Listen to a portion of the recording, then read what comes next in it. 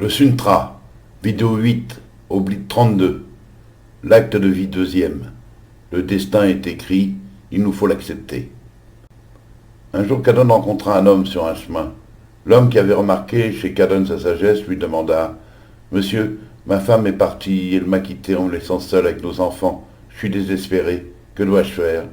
Cadon lui dit « Le destin est écrit, depuis la nuit des temps. Il nous faut l'accepter. Nous pouvons parfois quelque peu l'orienter, mais ce qui devra être sera. Oubliez votre femme et passez à autre chose. » « Cela ne m'aide pas beaucoup, dit l'homme. »« Avez-vous travaillé à son départ ?» demanda Cadon. « Non, répondit l'homme.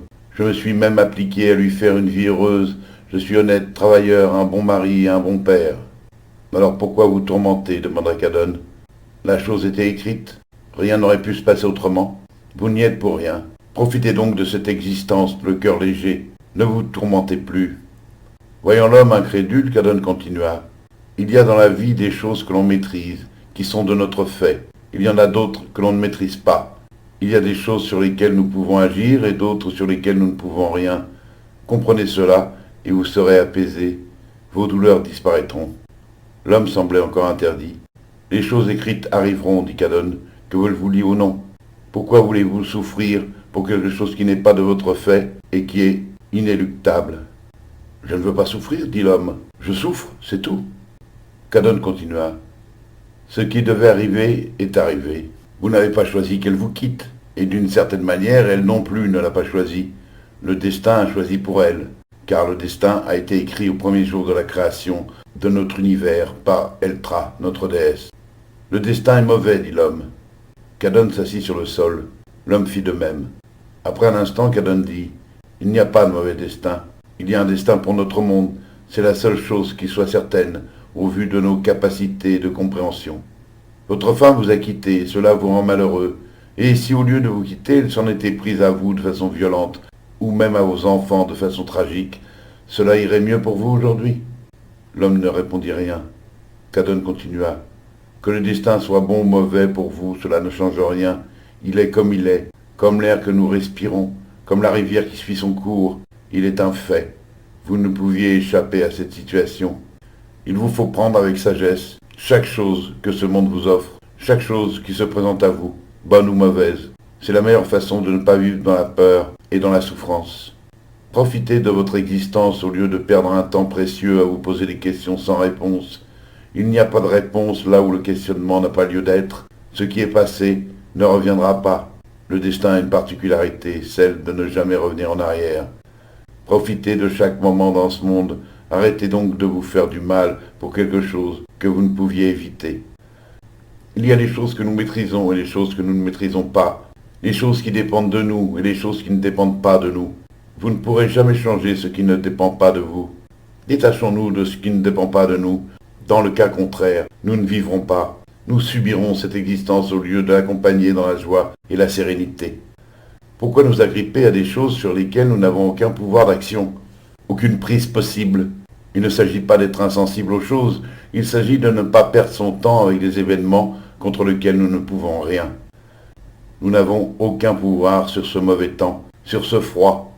Nous ne pouvons pas changer cela. Pourquoi devrions-nous être désespérés par quelque chose qui nous est impossible de changer ? Nous sentir responsables ou coupables de ce mauvais temps, de ce froid ? Cela ne changerait rien.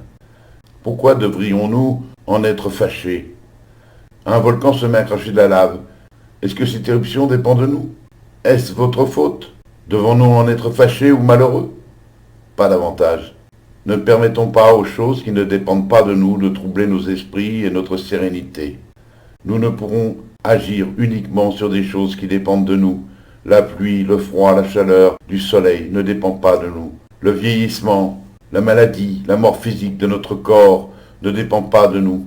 Dans ces conditions, pourquoi ces choses devraient-elles nous toucher, nous affecter ? Tout cela est déjà écrit. Pourquoi ces événements inéluctables devraient-ils nous chambouler et nous rendre malheureux ? Ils sont ainsi, c'est tout. Ma femme est partie. Pourtant, je ne la maltraitais pas. Je n'étais pas désagréable avec elle. Je lui étais attaché. Elle est partie parce qu'elle préfère être ailleurs avec un autre. Je n'y peux rien, c'est son choix. Cela dépend d'elle et non de moi. Cela dépend du destin et non de moi. Je ne suis concerné en rien de sa décision. Bien sûr, elle a laissé ses enfants. Ça, c'est devenu mon problème. Maintenant, leur bien-être va dépendre de moi, de mes décisions, de mon comportement, de ma disponibilité envers eux. Vais-je faire porter à mes enfants la responsabilité du départ de leur mère? Vais-je m'apitoyer sur mon sort, au détriment de mes enfants, pour quelque chose qui ne dépend ni d'eux ni de moi? Les événements se sont déroulés comme ils devaient se dérouler, point. Il n'y a pas d'autre réponse que celle-ci.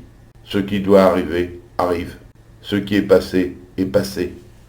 Et même si ces événements dépendaient de nous, ils sont passés. Que cela dépende de moi ou non, le destin a tissé son fil, et je le suis comme tout à chacun. Je dois accepter avec flemme et sérénité ses choix, l'inévitable. Ne permettons pas à ce qui ne dépend pas de nous de troubler nos esprits et de nous faire passer à côté de notre vie. Restons calmes et distants face aux événements passés qui ne sont pas de notre fait.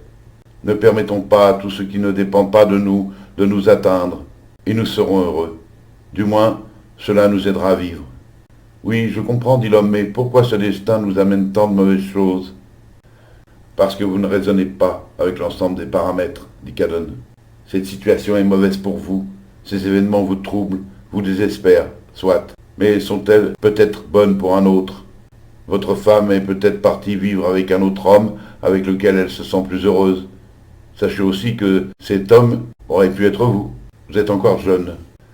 Le destin serait-il mauvais pour vous lorsque vous rencontrerez une femme qui vous plaira et que vous aimerez? Pourtant son mari, qu'elle viendra de quitter pour vous, dira que le destin est mauvais pour lui, quand vous direz à ce moment-là que le destin est bon pour vous. Le destin, avec un même événement, est bon pour l'un et mauvais pour l'autre. Avez-vous pensé à ça? N'oubliez pas, mon ami, nous sommes en toutes choses et toute chose est en nous. Et s'il survient une tragédie, comme la perte d'un enfant, direz-vous que le destin est bon pour certains, dit l'homme? Comme vous dites, dit Cadon, il s'agit là pour nous humains d'une tragédie. Mais le destin a tranché avec une telle passivité, un tel fatalisme, une telle clarté, que la raison nous dépasse. Eltra connaît la réponse. Est-ce pour nous dire que la mort qui frappe toutes les espèces depuis des milliards d'années n'est pas une tragédie? Est-ce pour nous dire que la mort fait partie de la vie et que l'âge du défunt ne fait rien à l'affaire? Est-ce pour nous dire que notre déesse a un plan pour cet enfant? La mort physique est un phénomène normal que nos esprits humains ont du mal à assimiler, alors peu importe la durée de notre existence physique. Les existences dans les univers parallèles joyeux seront d'autant plus merveilleux et réjouissants. En attendant, profitons avec le temps qui est le nôtre de cette vie terrestre qui nous a été offerte.